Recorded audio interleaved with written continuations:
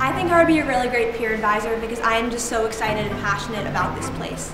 Every person I meet here has had experiences, met people, and been in environments that have made them feel like Northwestern is not their home, not their school, but their home.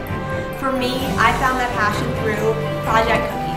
For me, Project Cookie, every time I go into the club meeting, every time I see the people who I work with, I'm just so inspired to work harder to make a bigger difference.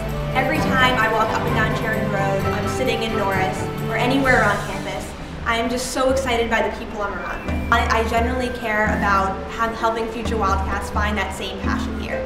At the end of the day, I could wear a million different outfits, have a million creepers sitting behind me eating different cookies, but I take this peer advisor application really seriously. I think they really need someone who cares about making them fit into the school.